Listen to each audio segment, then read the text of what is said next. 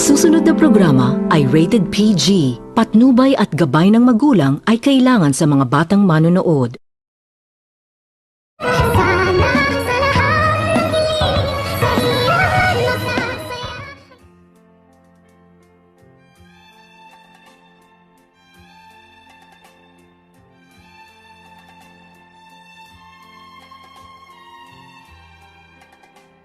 Gulat na gulat itong si Lynette nang bigla itong sampalin ni Zoe at pagsabihan ni Zoe itong si Lynette na hindi umano siya kabit ng kanyang asawa na itong si Dr. Carlos, kung kaya't hinawakan na lamang nito ni Lynette ang kanyang mukha na nakatikim ng sampal ni Zoe. At maya-maya pa ay gulat naman din itong si Lynette nang biglang dumating ang kanyang asawa na itong si Dr. Carlos.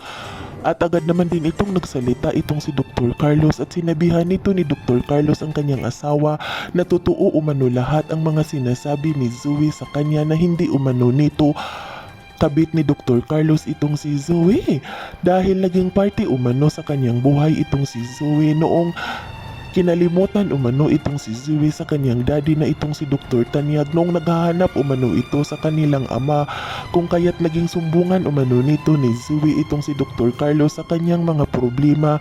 Ngunit hindi naman din ito naniniwala itong si Lynette at tinanong nito ni Lynette ang kanyang asawa na magsabi umano ito ng totoo kung anak ba umano nito ni Dr. Carlos itong si Zoe, kung kaya't gulat naman din itong si Dr. Carlos sa kanyang naririnig galing sa bibig ng kanyang asawa na itong si Lynette. Nang magsalita itong si Lynette, nang tanungin nito ni Lynette ang kanyang asawa na anak ba umano nito ni Dr. Carlos itong si Zoe, ay hindi ito nakasagot agad itong si Dr. Carlos at nag-iisip ito kung aaminin ba umano nito ni Dr. Carlos ang totoo sa kanyang asawa na itong si Lynette. At nang tingnan nito ni Dr. Carlos itong si Zoe, ay bigla naman din itong naaalala ni Dr. Carlos itong si Zoe na kapag aaminin umano nito ni Dr. Carlos sa kanyang asawa ay paninigurado umanong magugulo ang kanilang pamilya, at hindi lang umano ang kanilang pamilya at pati pa umano ang pamilya ni Zoe, na ang tinuturing umano nitong ama ni Zoe ay walang iba kundi itong si Dr. Tanyag.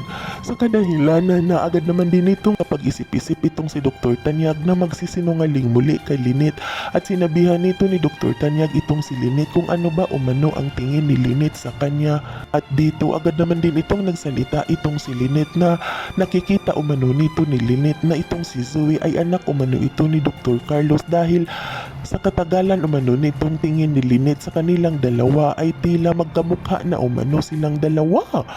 At dito agad naman din itong nagsalita itong si Zoe at sinabihan nito ni Zoe itong si Lynette na nagkakamali lang umano ito sa kanyang hinala, dahil ganun naman talaga umano ang mga tao ay magkakamukha. At dito gulat naman din itong si Annalyn nang kanyang makikita ang kanyang ina na sinampal nito ng kanyang kapatid na itong si Zoe, sa kadahilanan na hindi naman din ito napigilan ni Annalyn ang kanyang sarili, at agad naman din itong nilapitan ni Annalyn itong kanyang ina. At nang makalapit na itong si Annalyn ay hindi ito nakakibo sa mga sinasabi ni Dr. Carlos sa kanyang ina, na sinabihan nito ni Dr. Carlos ang kanyang ina na wala umano silang relasyon ni Zoe, dahil hindi umano nito kabit ni Dr. Carlos itong si Zoe, at tingnan umano nito ni Lynette itong si Annalyn at itong si Zoe ay magkasing edad lang umano ito, at hindi ba umano ito kinikilabutan si Lynette na magdududa kay Dr. Carlos na kabit umano nito ni Dr.